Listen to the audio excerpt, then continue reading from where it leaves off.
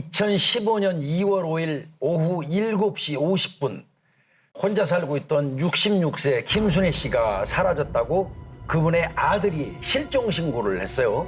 어머니는 뭐 새벽 예배에 절대 빠지지 않던 사람인데 교회도 안 가시고 또 병원 가기로 약속도 돼 있었는데 지금까지 아무런 소식이 없다. 그러니까 따로 살던 이제 아들이 엄마를 찾아가 본 겁니다.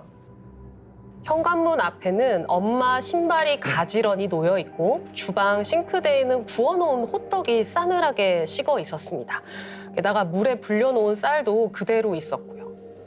집안에 있는 물건은 다 그대로인데 감쪽같이 엄마만 사라진 거죠.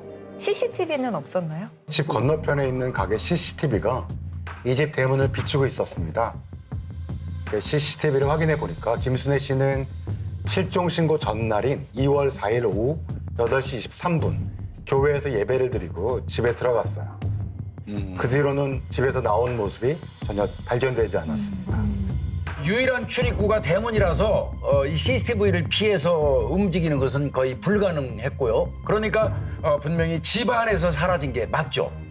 그래서 다방면으로 가능성을 열어놓고 조사 중이었습니다. 그런데 본격적인 수사가 시작되자마자 그 집에 불이 난 겁니다. 안 그래도 실종 신고가 들어온 집인데 마침 불까지 났으니까 누군가 뭔가를 없애려고 일부러 불을 질렀을 수도 있겠네요. 경찰이 처음 의심했던 사람은 김순애 씨의 아들이었어요. 김순애 씨 남편이 10개월 전에 돌아가셨는데요. 남편이 증여한 부동산 일부가 도로 부지로 수용되면서 토지보상금 2억 6천만 원이 생겼거든요. 순애 씨가 그 돈 때문에 아들과 갈등이 좀 있어서 지인에게 고민 상담을 자주 했다고 하니 아들이 용의자가 될 수밖에 없죠. 그런데 아들은 알리바이가 확실히 있었고요. 그리고 가장 결정적인 거는 아까 말씀드린 것처럼 그 집을 들어가려면 CCTV에 반드시 비추이게 돼 있거든요. 네. 그 CCTV에 아들이 한 번도 나타난 적이 없다는 거죠. 그러면 이 CCTV에 김순애 씨 말고는 아무도 찍힌 사람이 없나요? 있었습니다. 집마당으로 들어오는 흰색 트럭이 있었습니다. 트럭 주인은 최용수라는 남성이었어요. 사실 이 집이 이제 단독주택인데 그 마당 한켠에 슬레이트로 된 그런 조그마한 별채가 있어요. 여기에 새들어 살고 있는 사람이 바로 최용수였습니다. 이 세입자 최용수 씨 같은 경우는 그 집 별채에 새들어 산 지가 벌써 한 15년 정도 됐다고 합니다. 그래서 뭐 특히 이제 남편이 사별한 이후에 순애 씨를 최용수가 많이 도와줬다고 합니다. 뭐 무거운 짐이 있으면은 뭐 트럭으로 운반해주기도 하고 비가 오면 항상 이분이 이제 뭐 차로 데려다주기도 하고 뭐 집에 가서 커피도 같이 마시는 뭐 이런 모습들이 자주 있었다고 해요. 직접 만든 적외선 온열기를 순애 씨한테 선물해주기도 했고요. 또 토지보상금 문제를 의논하고 절차를 도와준 사람도 최용수 씨라고 합니다. 어쨌든 순애 씨가 사라진 그때 이 두 사람이 집에 있었던 것은 확실합니다. 일단은 형사는 최용수가 사는 별채에 감식을 요청합니다. 왜냐하면 본체는 이미 했는데 깨끗했거든요. 그런데 감식하기로 한 날 갑자기 최용수가 집에 없는 거예요. 그래서 전화를 해보니까 급한 손님을 만나야 해서 오늘은 도저히 못 가겠다 이렇게 얘기하고 그래서 어쩔 수 없이 뭐 다음 날 감식을 하기로 했습니다. 그런데 다음 날 너무나도 이상한 일이 일어납니다. 무슨 이상한 일이 벌어지죠?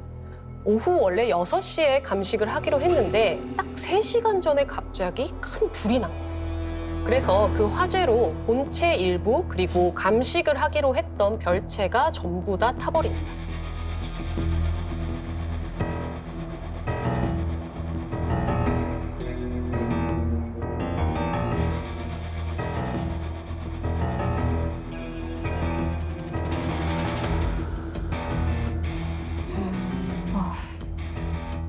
타이밍이 너무 기가 막히네요. 예, CCTV 영상을 보니까 최용수가 별채에서 나가고 4분 뒤에 연기가 납니다. 최용수는 뭐 이렇게 얘기했습니다. 나중에 추울 것 같아서 감식할 사람들이 온다고 해서 가스히터를 3단으로 틀어놓고 갔더니 불이 났다. 감식 3시간 전에 불이 났다는 것도 굉장히 의심스러운 상황으로 그렇죠. 느껴지거든요. 이게 정말 실수로 일어난 어떤 화재인지 아니면 일부러 불을 지른 방화인지를 감별하는 것이 가장 중요합니다.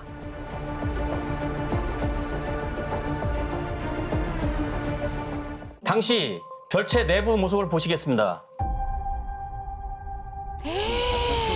와. 같았어 거의 전소야. 거의 전소네. 어머.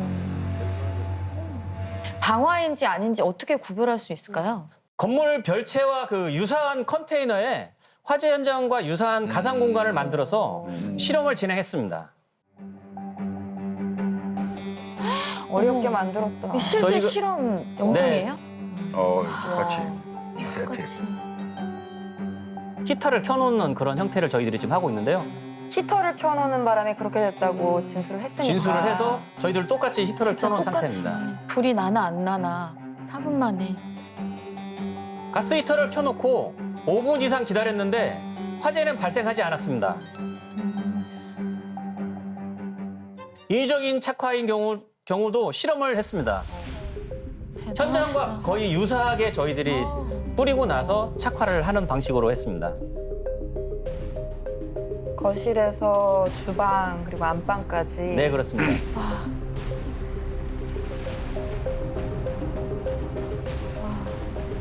이게 불을 붙여보면 알지. 확 갖다 버리잖아. 그렇게 나네. 순식간에.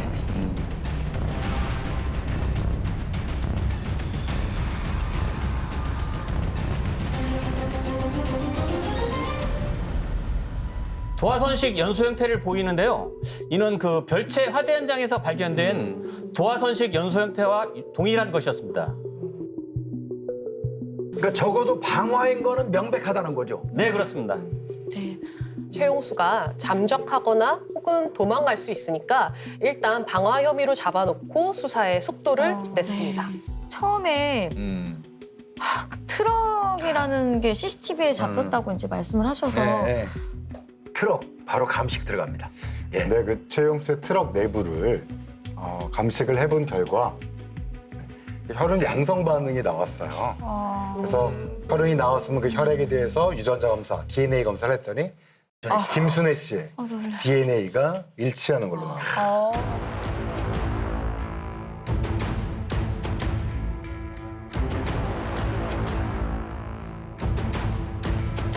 지금 실종된 다음 날 아침에 CCTV에 포착된 최용수의 트럭 모습입니다. 뭐가 실려 있는 건가요? 네. 네, 맞습니다. 상자를 4차례에 걸쳐서 저 트럭 뒷좌석에 옮기는 모습도 함께 포착이 되었습니다. 그리고 다음 사진을 보시면 이번엔 트럭 심칸에는 기계 같은 게 실려 있어요. 기계. 보시면 기계 같은 게 실려 있잖아요. 네. 네네. 근데 저 기계가 얼핏 봐서는 뭐 하는 기계인지 전혀 모르겠어요. 트럭은 상자와 정체모를 기계를 싣고 출발합니다. 김순애 씨가 실종된 다음 날이요. 그렇습니다. 네, 그래서 형사들도 이 트럭의 동선에 집중을 합니다. 트럭은 어느 공장 앞에 잠시 머물렀다가 다시 출발하는데요. 이때 트럭 짐칸에 있던 기계가 사라집니다. 그 기계가 바로 이겁니다. 일반 가정집에서는 전혀 쓰지 사용하지 않는 거죠. 공장에서 쓰거나 아니면은 정육점에서 쓰는 기계인가요? 맞습니다. 정육점에서 고기를 자를 때 이 톱을 이용해서 자르는 그런 기계입니다. 형사들 뭐 이쯤 되면요 직감적으로 이거는 시신 훼손 사건이다. 이렇게 느낄 겁니다. 실종 다음 날 최용수의 트럭을 다시 쫓아가 보겠습니다. 최용수의 트럭은 항구지천이라는 하천으로 향했습니다. 낮 12시 47분 CCTV에 보인 트럭 뒷좌석에는 상자가 실려 있습니다. 네. 그런데 2시간 47분이 지나서 하천 둑길에서 나올 때는 어땠을까요? 상자가 없앴나 보다. 없어졌나요? 그렇습니다. 그 트럭 뒷좌석에 있던 상자가 모두 사라졌습니다. 그래서 형사들이요 황구지천 가가지고 잠수부까지 동원해서 수색을 하기 시작합니다. 심지어는 물을 빼고 난 뒤에 수색도 했대요. 최선을 다해서 했는데 결국 시신을 찾는 데는 실패했습니다. 그래서 이제 이때부터 또 아날로그식 끈질긴 수사가 다시 시작됩니다. 이때 순애 씨 실종 5일 전에 최용수가 인터넷 포털 사이트와 중고 물품 거래 카페에서 고기 자르는 기계를 검색했다는 사실이 밝혀졌어요. 판매자와 심지어 통화까지 한 것이 확인됐습니다. 그러니까 이제 지금부터 형사들이 할 일은 무슨 일이 있어도 이 기계를 찾아야 되는 겁니다. 이제 그 트럭의 동선을 따라가는 겁니다. CCTV를 쭉 따라서 이제 가는 거죠. 그렇게 하나씩 뒤지다가 드디어 뭔가를 발견했습니다.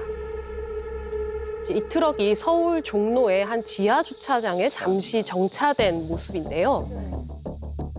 오른쪽은 바로 그 다음에 찍힌 CCTV 화면입니다. 네. 자, 그런데 사진을 보시면 달라진 게 보이시죠? 예. 짐칸에 물건이 없어졌어요. 사라졌거든요. 맞습니다. 네. 이제 그러면 형사들이 또 그다음에 뭐를 하겠습니까? 저 실렸던 시간대와 비었던 시간대에 따라서 사이 동선을 따라서 또 모든 지역을 다 이제 수색하면서 뒤지는 거죠. 차를 쭉 따라가면서 차가 잠시라도 멈춘 곳이 있으면 그 주변은 다 살펴야 돼요. 뭔가를 찾았나요? 트럭이 잠시 정차한 한 공터에서 그 기계의 부품으로 추정되는 띠톱, 얇은 톱날을 발견을 했습니다. 그 육절기의 그 톱, 네. 띠처럼 생긴 톱인데요. 휘어지는 거. 네. 그래서 그거를 국과수에서 감정을 했는데 혈액 반응은 일단 음성이었어요. 근데 거기에 신체 조직으로 생각되는 두 점이 발견됐고 살점 같은 거요? 살점 같은 거. 그런 거죠. DNA를 확인해 왔더니 김순애 씨의 DNA와 일치했습니다. 그러면은 정말 저 정육점에서 볼 수 있는 고기를 자르는 기계가 범행 도구였던 거네요. 어떻게 이게 범행 도구로 쓰일 수가 있는지가 이게 상상을 초월하는 거죠. 네. 아직까지는 직접적인 증거가 없기 때문에 기계의 본체를 찾아야 될 것 같아요. 아까는 띠톱만 찾은 거니까. 여기서 제일 중요한 거는 그 본체입니다. 띠톱만 가지고는 안 됩니다. 그 띠톱에서 나온 거하고 이 본체하고 이게 연결이 돼야지 말이 되거든요. 트럭의 발판까지. 동선을 이제 다시 되짚으면서 CCTV 영상을 또 살피기 시작합니다. 그리고 생각하고 또 생각합니다. 기계에서 띠톱을 분리했으니까 사용할 수도 없을 거고 그럼 그게 어디에 있을까 하고 고민하던 형사 머릿속에 딱 떠오르는 곳이 있었어요. 한 형사가 고물상 앞에서 딱 걸음을 멈춥니다. 고물상 주인이 어떤 기계를 분해하려고 하는 거를 본 거예요. 그런데 그 직전에 형사가 딱 보니까 비슷한 겁니다. 거기서 스톱한 거예요. 잠깐만요, 이렇게 한 거네요. 말 그대로 스톱 그랬다고.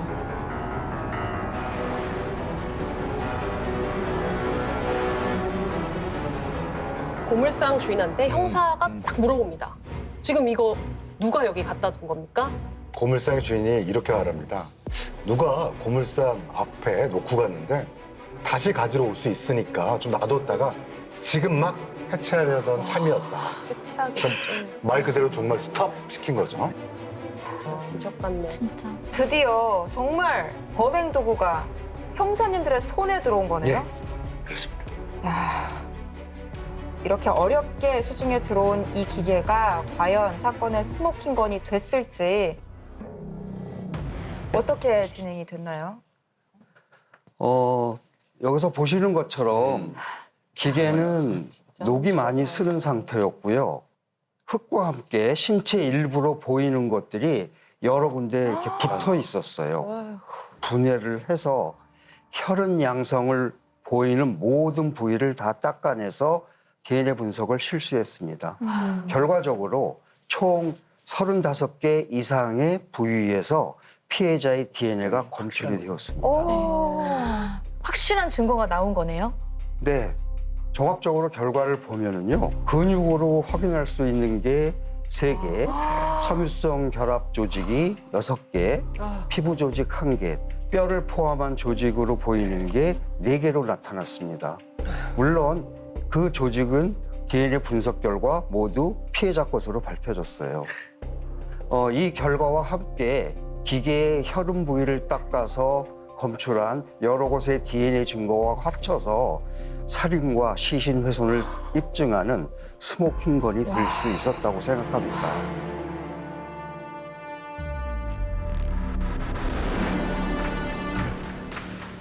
드디어 검경은 방화 혐의로 구속된 최용수에게 살인과 사체 유기 혐의를 추가해 기소하게 됩니다. 이웃에서 15년 가까이 같이 살던 사람을 저렇게 살해할 이유가 있어야 되겠잖아요. 형사들도 그 부분이 이해가 안 되니까 두 사람의 관계에 대해서 주변에 탐문 수사를 좀 벌여요. 네. 순애 씨가 최용수에 대해서 인근의 어떤 사람한테 이런 말을 했다고 그래요. 무슨 말을 했냐면 내가 말이야 마당에서 내가 이렇게 씻고 있는데 내 발목 부위 이쪽을 그 최용수가 본 모양이야. 그걸 보고 나서부터 나를 좋아하기 시작했다고 이렇게 말을 해서 그때부터 나는 최용수가 무서워가지고 매일 문고리 꽉 잠그고 자 이런 말을 주변 사람들한테 했다는 거예요. 그리고 순애 씨는 둘째 며느리한테도 좀 비슷한 이야기를 했다고 해요. 어느 날 밤에 자려고 하는데 최용수가 프레쉬로 방안을 막 비춰서 너무 놀랐어. 이런 이야기도 했다고 합니다. 최용수의 진술 한 번 더 보시면 순애 씨를 갑자기 뒤에서 안고 방에 들어가서 옆에 눕기도 했어요. 억지로 그랬던 면이 있었지만 그럴 때마다 순애 씨가 어른스럽게 대처해줬어요. 무슨 소리야? 아니 이미 어른 아니에요? 완전 어른. 무슨 말이야? 이게 너무 말도 안 되는 진술이죠. 어른스럽게 대처해줬다라는 말. 네. 최용수는 아마 자신의 행동을 구애라고 생각했을 수는 있어요. 그렇지만 이건 명백히 성적 접근이었다고 보는 게 맞을 것 같고요. 최용수는 인터넷에다가 검색한 게 있는데요. 이게 진짜 가관입니다. 할머니가 성욕을 느끼는 시기, 아유. 최음제 같은 이런 단어들을 집중적으로 검색을 했습니다. 그리고 노인 여성이 출연하는 음란 동영상 같은 것도 굉장히 많이 이 인터넷에서 발견이 됐고요. 디지털 포렌식을 한 결과를 보니까 2014년 11월 28일부터 불을 지르기 전날인 2015년 2월 8일까지 인체 해부 관련 키워드를 694건이나 검색했습니다. 도대체 왜 이렇게까지 잔인한 범행을 이 순애 씨를 대상으로 계획하고 실행에 옮겼던 걸까요? 순애 씨가 다니는 이제 교회 목사의 진술을 통해서 좀 추론해 볼 수 있을 것 같은데요. 이 사건이 일어나기 이틀 전에 다니는 교회 담임 목사에게 찾아가서 자신의 그 토지 보상금이 든 통장을 주면서 내가 혹시라도 잘못되면 이 돈을 자기 아들한테 전해달라는 말을 했다고 해요.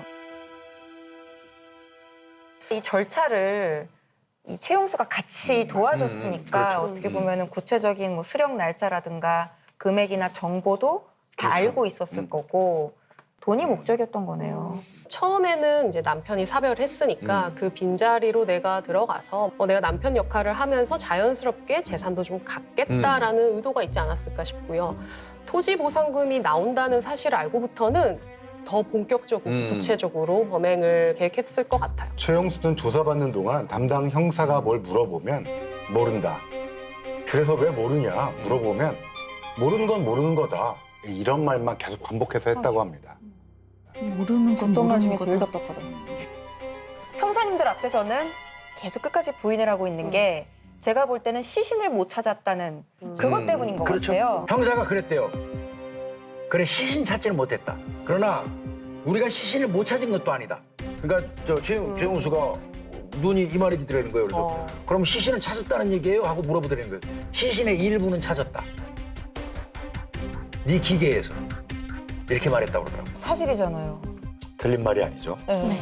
우리가 고유정 사건에서도 본 것처럼 사실 이제는 시신이 없는 살인 사건이더라도 직접적인 증거가 없어도 예, 과학 수사를 통해서 입증해낼 수 있는 게 많이 있죠. 예, 그렇습니다. 판결 어떻게 됐나요?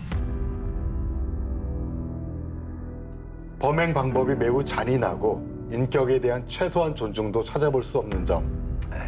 자신의 범행에 대하여 반성하는 기색이 전혀 없고 범행을 은폐하기 위하여 육절기를 분해하여 버리고 컴퓨터를 은닉하며 이 사건 건물에 불을 질러 소외하는 등 피의자를 살해한 이후에도 죄의식이 결여된 태도를 보이고 있어 엄중한 처벌이 불가피하다. 최용수는 2016년 방화, 살인, 사체 유기로 무기징역을 선고받고 복역 중입니다. 이번 사건처럼 시신 없는 살인 사건이 계기가 되어서 조직 식별 기법 연구를 진행하고 있는데요. 제 동료인 이완영 교수 팀에서 이런 조직 식별 기법을 연구하고 있습니다. 과학 수사가 발전을 하고 있다는 말씀인데 조직 식별 기법이 뭔가요? 그러니까 시신이 없거나 일부만 있을 때 발견된 신체 조직에서 어떤 조직인지를 이제 구별할 수 있는 기술인데요. 앞으로는 아주 작은 눈에 보이지 않는 거라도 마커를 이용해서 어떤 조직인지를 확인하는 그런 거를 이제 연구 기법으로 개발하고 있습니다. 이제는 앞으로 아주 시신이 신체의 안 극히 일부, 나오더라도 극히 일부, 그쵸? 미량만 세포 몇 있어요. 점만 나와도 찾아낼 수 있게 된 거죠. 범죄가 계속 나날이 발전하고 정말 상상 초월하는데 그 이상으로 과학 수사가 더 발전한다는 거에 있어서 굉장히 큰 희망과 안심이 된다라는 생각이 들어요. 과학 수사가 많이 발전이 되면 범인들의 어떤 그 이 범행 의지는 꺾이기 마련일 것 같고요. 결론적으로는 범죄는 반드시 잡힌다. 그렇죠. 네, 반드시 잡힌다. 이거는 아마 우리 프로그램을 애청하시는 분들은 다들 마음속으로 깊게 느끼시는 사실일 거라 생각합니다. 완전 범죄를 꿈꾸는 범인들에게는 이 말을 꼭 해주고 싶습니다. 끝날 때까지 끝난 게 아니다.